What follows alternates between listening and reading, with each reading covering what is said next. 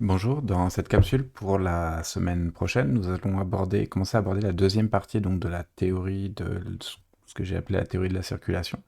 Après les méthodes de collecte de données de circulation et avoir vu donc les différents modèles comme le diagramme fondamental, nous allons parler maintenant de modèles microscopiques. Alors cette diapo-là, comme plusieurs que je vous ai montré avant, est assez importante puisqu'elle vous permet justement de faire une cartographie, une catégorisation des différents modèles. Je ne vais pas tout décrire dans la capsule, on va y revenir en cours. Juste pour placer les choses par rapport aux autres modèles, on va se placer au fait au niveau, c'est à cet élément-là, en termes de niveau de détail de représentation du système, et on va retrouver une terminologie dont on a déjà parlé pour les variables de la circulation, où on avait parlé de variables microscopiques, mésoscopiques et macroscopiques, selon le niveau de description individuel pour microscopique ou d'un ensemble de véhicules ou d'individus, de personnes au niveau macroscopique. Bien, c'est évidemment la même chose en termes de modèles. Les modèles, ils peuvent se placer pour un niveau macroscopique, décrire les véhicules ou les personnes comme des ensembles, ou à un niveau individuel où chaque individu, chaque véhicule est décrit individuellement et il y a des règles ou des équations qui vont décrire leur comportement. Alors on va voir maintenant des modèles microscopiques. On reviendra dans le cours à la question ici, là, à laquelle vous pouvez réfléchir, car nous avons déjà vu un modèle macroscopique. Pensez-y là, quel modèle nous avons déjà vu précédemment. Alors au niveau microscopique, eh bien si vous réfléchissez en termes si vous vouliez là un petit peu, peut-être en termes de vous-même, de conducteur, ou en tant que piéton, ou en tant que cycliste, lorsque vous déplacez sur une route, quelles sont un peu les trois catégories, les trois situations dans lesquelles vous devez prendre vous avez des décisions ou une forme, donc on pourrait dire là, d'algorithme très simple qui décrit votre comportement. Et bien, donc il y en a trois modèles principaux. Le premier sur lequel on va passer plus de temps, c'est ce qu'on appelle les lois de poursuite. On parle aussi de comportement en accélération parce que c'est le choix, c'est la façon dont on choisit sa vitesse. Et on choisit sa vitesse en général en modifiant son accélération. Donc la poursuite, c'est la situation lorsque deux véhicules se suivent l'un à l'autre et que le second, et ça va décrire la façon dont le véhicule suiveur réagit au comportement du véhicule devant, le véhicule meneur. Et avant d'être vraiment en poursuite, eh bien, une autre situation qui est possible, c'est ce qu'on qualifierait de véhicule isolé. Et ça c'est déjà un premier modèle, on considère que lorsqu'un véhicule est isolé, c'est-à-dire qu'il est suffisamment loin de tout autre véhicule, eh bien, il est libre et donc il va choisir une vitesse. Donc c'est une autre hypothèse, c'est un modèle extrêmement simple. On dit que chaque usager, chaque conducteur a une espèce de paramètre, un paramètre, qui pourrait varier dans le temps aussi. Là, on pourrait avoir le modèle pourrait se complexifier, mais un modèle assez simple, ça serait dire quand je suis tout seul, je me déplace à une certaine vitesse, entre guillemets, naturelle qui caractérise chaque véhicule ou chaque conducteur. Donc on peut noter VF, là toujours le VF comme free flow. Donc soit un véhicule est isolé, soit il est suffisamment proche, et là il faudrait évidemment le définir, le modèle va dépendre pourrait être construit de différentes façons. Et bien s'il n'est suffisamment proche d'un autre véhicule, il est contraint, et donc très précisément en termes de poursuite, sur la même voie où il se déplace, avec sa vitesse naturelle, sa vitesse libre, à un moment il en rattrape un autre, et bien si il ne peut pas le dépasser tout de suite, et bien il va devoir ajuster sa vitesse. Dans ce cas-là, il va être en situation de poursuite. Donc il ne peut plus choisir sa vitesse désirée, sa vitesse libre. Il est contraint, il est en situation de poursuite. Donc c'est vraiment un algorithme. Soit je suis isolé, soit je suis proche. Proche étant à définir de façon objective, en tout cas caractérisée dans un modèle. Et dans ce cas-là, je suis en poursuite. Et là, on va voir les modèles on va en décrire quelques-uns plus en détail dans la suite, qui vont décrire cette situation de poursuite, comment le suiveur se comporte en fonction du meneur. Le deuxième choix, c'est qu'on vient de le dire, là, c'est quand on a rattrapé un véhicule, souvent, et qu'on va vraiment à une vitesse plus basse que la vitesse qu'on voudrait adopter, et ben on va chercher à dépasser. Donc le deuxième loi importante, si vous voulez faire une simulation, si vous voulez reproduire le comportement des usagers sur autoroute, vous avez besoin d'un modèle de poursuite et d'un modèle de dépassement ou de changement de voie. Ça va être un modèle assez simple. Enfin, ça va être un modèle. Une des façons le modèle le plus simple pour le faire, c'est de considérer que chaque usager donc, qui est dans cette situation où il veut dépasser, il va faire un test de façon périodique et regarder est-ce que dans la voie, s'il y a une voie disponible, ou si je peux me mettre dans la voie en sens inverse sur une route à seulement deux voies avec une dans chaque direction, si je peux me passer sur l'autre voie, est-ce que il y a donc un espace, on va parler de créneau, vous vous rappelez, on l'a défini aussi, suffisant pour que je change de voie et ensuite donc je puisse dépasser. Donc en fait, on a aussi une forme de boucle, une forme d'algorithme. Tant que je suis en poursuite et que j'ai pris la décision de dépasser, je regarde si dans la voie où je peux dépasser, s'il y a un créneau, si c'est dans mon sens de circulation, ou s'il y a un espace, une distance ou un temps suffisamment long disponible pour que je fasse mon dépassement, ou en tout cas changer de voie.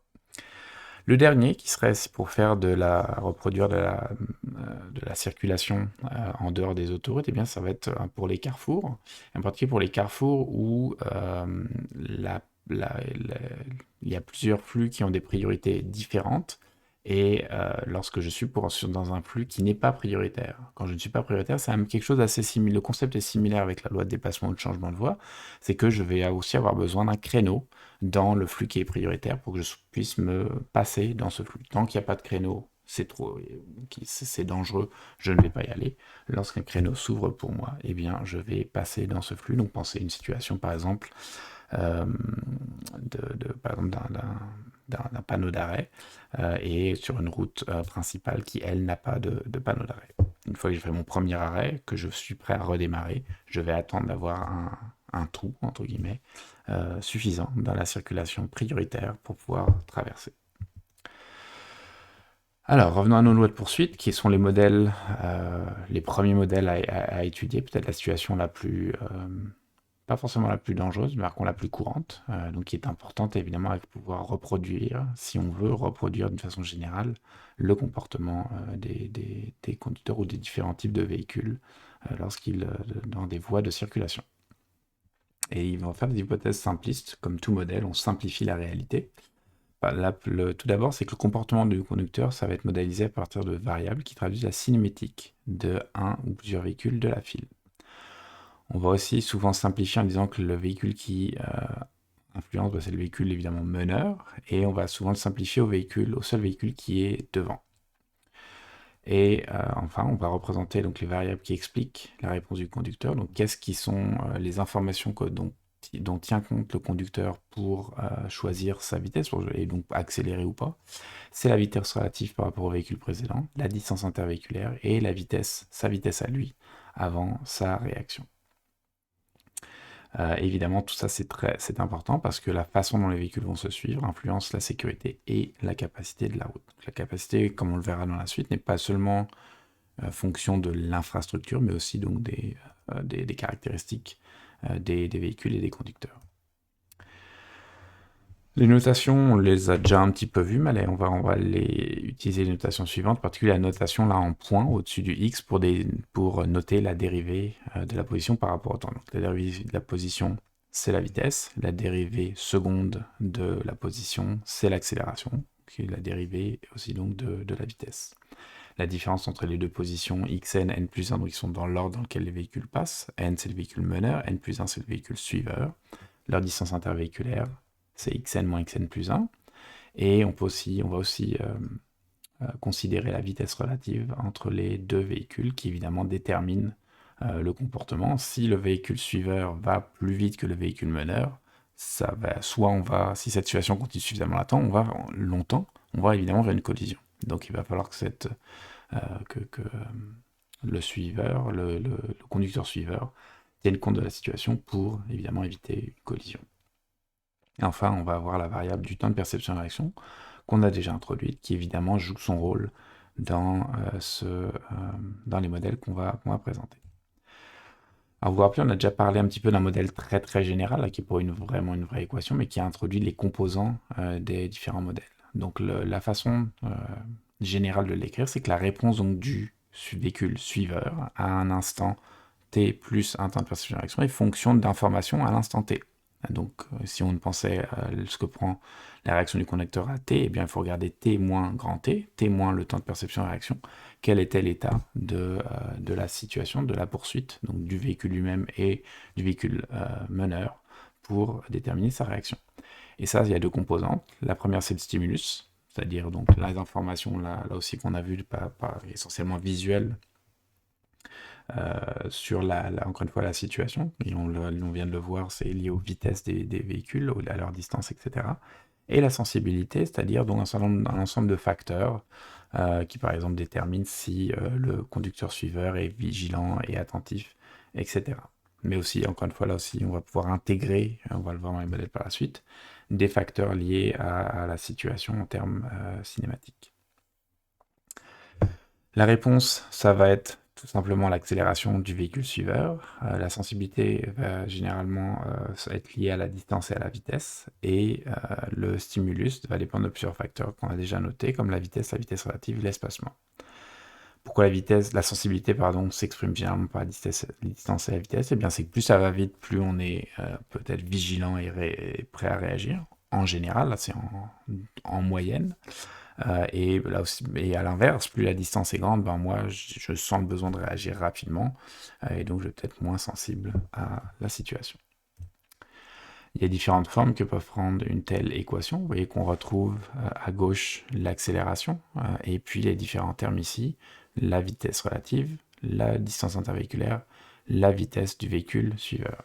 On va utiliser les modèles les plus connus, en tout cas parmi les modèles les plus connus, ce sont des modèles qui vont avoir vont multiplier plutôt ces termes, et le modèle le plus complexe que l'on va introduire, c'est le modèle ci-dessous, là, donc où l'accélération est fonction de la vitesse du véhicule suiveur, de la distance intervéhiculaire et la vitesse relative, avec certains paramètres alpha et les puissances m et l.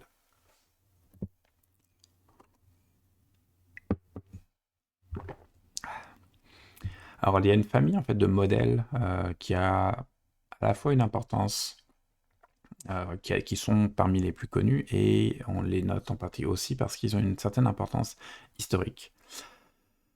Donc on appelle ça les modèles de General Motors, qui datent des années 60. C'est donc le résultat de contributions significatives d'un groupe de chercheurs de cette compagnie-là à la théorie de ce qui a introduit des modèles ou lois de poursuite. Donc je disais qu'ils ont une importance particulière, en particulier parce qu'ils ont fait des expériences sur le terrain, et donc ils ont cherché à confronter leur modèle à des données réelles. L'autre élément pour lequel ils ont une certaine... on les a longtemps considérés avec une certaine validité, c'est qu'il y a les possibilités, et on le verra en cours, de relier ces modèles, donc qui décrivent les comportements individuels du véhicule, vous avez vu, XN, XN plus 1, le véhicule, le meneur, le véhicule suiveur, mais aussi à des variables macroscopiques qui décrivent la circulation. Donc ces chercheurs ont développé 5 types de modèles que l'on va voir maintenant. Donc le modèle le plus simple, il prend la forme ici, donc où l'accélération du véhicule suiveur, xn plus 1, à l'instant t plus un temps de perception-réaction, est fonction simplement de la vitesse relative des deux véhicules multipliée par un certain facteur. Ce facteur, ça va être la sensibilité. Étant donné les grandeurs impliquées, c'est de la dimension inverse à une unité de temps, par exemple en seconde moins 1. Et donc quel est le stimulus? Si alpha est la sensibilité, le stimulus c'est l'autre partie, c'est donc la vitesse relative. Pourquoi intuitivement ça va bien marcher? C'est parce que ça va dans le bon sens, donc alpha doit être positif, parce que si donc le premier cas ici, c'est le cas où le véhicule meneur le véhicule suiveur le véhicule meneur XN à une vitesse plus élevée que le véhicule suiveur, ça vous donne, donc la différence des deux est positive, multiplié par alpha positif, ça vous donne une accélération positive.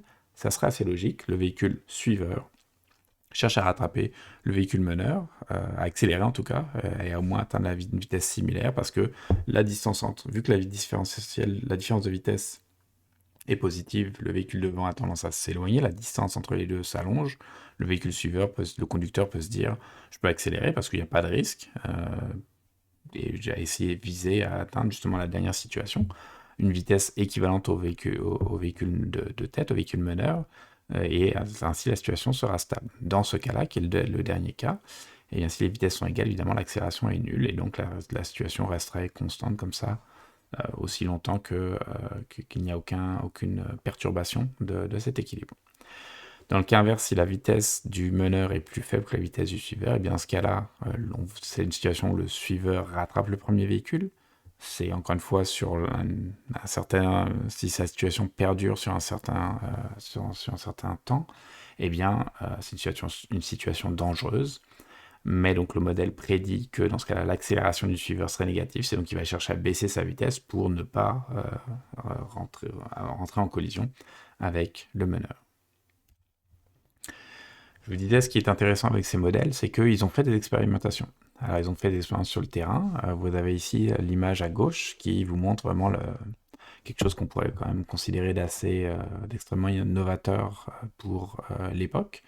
Donc, ils avaient une façon, évidemment, on n'avait pas de radar, de GPS ou autre capteur ou méthode de collecte de données à l'époque.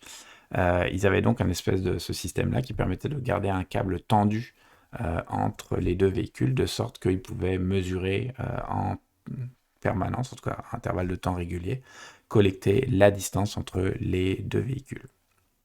Ils ont fait des tests avec 8 conducteurs, et avec des situations où, probablement sur une piste fermée, là, pas dans la circulation, eh bien, ils donnaient des instructions au premier conducteur, et ils observaient la façon dont se comportait le conducteur suiveur, le véhicule suiveur, en réaction au premier conducteur.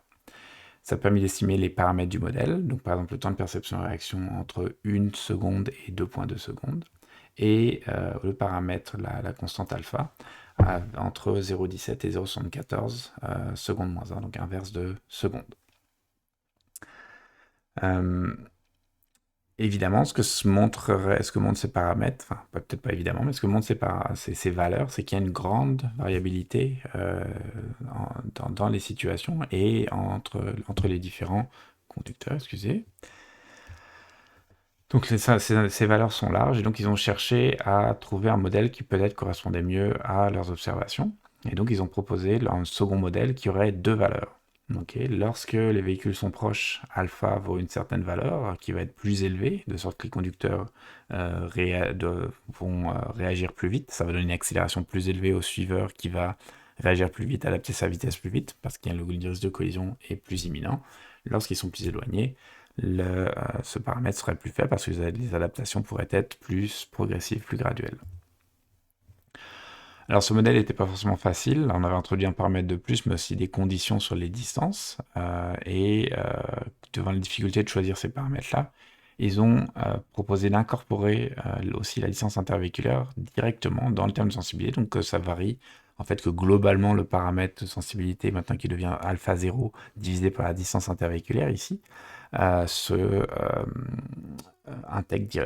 directement inversement proportionnel à la distance intervéhiculaire.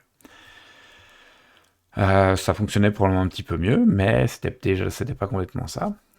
Et ils ont introduit aussi une autre idée, c'est que la sensibilité pouvait aussi dépendre de la vitesse du flux de circulation. Donc ils l'ont traduit par la vitesse du véhicule suiveur. Donc là, ici, on a rajouté au numérateur du terme de sensibilité la vitesse du véhicule suiveur. Donc il décrit que lorsque le conducteur suiveur et d'une façon générale la circulation tout autour, plus il va vite, plus le conducteur serait vigilant, serait prêt à réagir vite. Et ce qui, en fait, pas vite parce que le grand T, le temps de perception de réaction ne change pas vraiment, mais en tout cas, l'amplitude de ces ajustements serait plus élevée. C'est ce que ça traduit l'équation ici. Et ça permettrait donc d'adapter son accélération de façon plus rapide. Ce qui a mené à un cinquième modèle, le modèle complet là qu'on voyait au tout début, ou généralisant en fait le modèle précédent en mettant des exposants M et L à la distance intervéhiculaire et à la vitesse du véhicule suiveur. Alors ça c'est donc les générations de ces modèles-là. Évidemment plus un modèle, c'est un sujet qu'on abordera à d'autres moments. Plus un modèle est complexe, plus il a de paramètres, plus il est facile de l'ajuster à des données. Il y a plus de manivelles, entre guillemets, de façons là, de paramètres à ajuster pour qu'ils correspondent aux données. Aujourd'hui, à ma connaissance, parce que ces modèles, une de leurs utilisations, ça va être justement d'aller dans des modèles de simulation, les outils, comme celui que vous utilisez comme Sumo, à ma connaissance, sont pas plus vraiment utilisés. Mais c'est, encore une fois, c'est intéressant de les utiliser comme un petit peu, nous les utiliser pour le cours comme introduction à ces concepts que l'on peut manipuler facilement. Justement, comment on peut générer des trajectoires avec ces modèles? En général, en cours, je vous laisserai réfléchir un petit peu, je vais vous donner la réponse. La première chose, en fait, c'est que vous voyez que c'est pas un modèle d'un véhicule tout seul. Encore une fois, un véhicule tout seul, ça sera un véhicule isolé. Le modèle simple, ça serait de lui tirer un petit peu justement comme le speed factor là dans Sumo ou dans d'autres modèles. Tous les modèles ont besoin d'avoir une façon de décrire le comportement d'un conducteur lorsqu'il est seul, donc au travers quelque chose comme qui traduit sa vitesse désirée. Donc tout seul, le véhicule, le conducteur choisit sa vitesse. Maintenant, ce qu'on veut décrire, c'est une situation donc, de poursuite, donc c'est qui décrit les réactions d'un conducteur en suivant un autre. Donc il faut se donner évidemment une trajectoire d'un premier véhicule. Et pour le deuxième, eh bien, on va donc calculer à partir avec les équations qu'on a vues, c'est en accélération. La façon la plus simple de la mettre en œuvre, eh bien, ça va être de faire des calculs de façon discrète, à certains pas de temps, à la fois pour un véhicule meneur, pour se donner sa trajectoire, on peut simplement la calculer avec les équations du mouvement, et en fait en faisant des mises à jour à chaque pas de temps de la vitesse en fonction de l'accélération qu'on peut fixer pour un véhicule, pour le véhicule meneur, et on fait les calculs du véhicule meneur, ensuite en mettant ici, donc le deuxième temps, sa position à jour. Il y a des méthodes qui donnent des résultats plus lisses. Ça, c'est la méthode naïve la plus simple, là, qui est suffisante pour les exemples qu'on va voir. Et ensuite, eh bien, on va simplement appliquer le modèle de poursuite au véhicule suivant. Donc, je vais vous montrer un exemple d'un fichier qui va être à votre disposition et qui va être en fait l'exercice que vous allez préparer, que vous allez faire pour la semaine prochaine, et qui est aussi donc un exemple de comment le faire. Ici, ce qu'on a, le début de ce modèle, eh bien, on modélise les choses à un pas de temps de 0,2 secondes, 0,2 secondes. Donc ici, dans la colonne T, c'est les instants en secondes. Et la première chose qu'on fait, eh bien, c'est ici, par exemple, on prend donc des véhicules qui ont une vitesse nulle, un véhicule meneur, donc les caractéristiques position, vitesse et accélération X1, V1 et A1 sont notées ici là pour le premier véhicule. Le deuxième qui le suit, c'est X2, V2 et A2, c'est respectivement sa position, vitesse et accélération. Et ils commencent tous les deux à vitesse nulle avec, donc pour le second véhicule qui est situé 30 mètres derrière le premier. Le premier véhicule accélère à une accélération constante de 0,5 mètres par seconde au carré. Et on fait simplement donc les calculs ensuite. Donc sa vitesse évidemment augmente linéairement, puisque pour les 5 premières secondes ici là, qui sont montrées en exemple, l'accélération reste constante. La vitesse augmente linéairement, et évidemment si vous pouvez écrire l'équation là, la solution exacte, mais là ici on la discrétise. La position, elle, augmente de façon un polynôme du deuxième degré, donc de façon exponentielle, en fonction du temps. Et donc le premier véhicule accélère, mais là il va encore assez lentement, puisqu'au bout de 5 secondes, le premier véhicule va seulement à 9 km par heure. Comment faire pour le second véhicule? Eh bien, les paramètres ici qui sont dans cet exemple sont de 1,4 secondes pour le temps de perception de réaction. Et le paramètre ci alpha, là, excusez-moi, j'aurais dû préciser, c'est pour le premier modèle de General Motors que l'on étudie, c'est le plus simple. Un alpha de 0,7 en inverse en seconde moins 1. Et donc, qu'est-ce qui se passe? Tout au début, il ne se passe rien. Oups.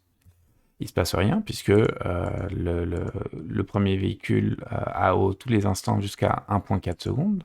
Qu'est-ce qu'il voit? Il réagit en fonction de la situation 1,4 secondes plus tôt. 1,4 secondes plus tôt, on pourrait imaginer qu'avant notre instant arbitraire 0, le premier véhicule ne bougeait pas, donc le second ne bouge pas non plus. Ils sont tous les deux à l'arrêt, et donc il n'y a pas de mouvement.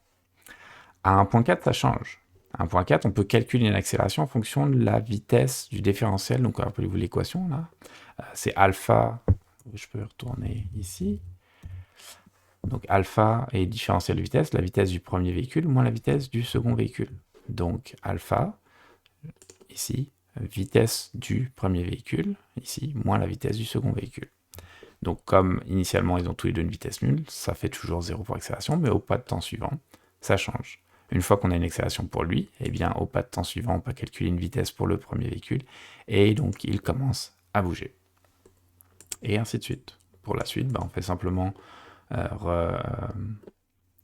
appliquer l'équation pour les pas de temps suivants, et on voit que l'accélération du second véhicule augmente pour atteindre une valeur, d'ailleurs, vous allez pouvoir étudier, qui d'ailleurs en fait est plus élevée que l'accélération du véhicule devant. Donc je vous laisse, mais ceci dit, sa vitesse, il n'atteint pas une vitesse comparable encore au bout des 5 secondes, par exemple, il y a seulement 6,5 km par heure. Donc voilà un exemple, il vous sera fourni pour l'exercice, et en fait comme exemple donc, des modèles qu'on va voir dans le cours, et vous aurez la suite, des questions à faire pour cet exemple. À la semaine prochaine.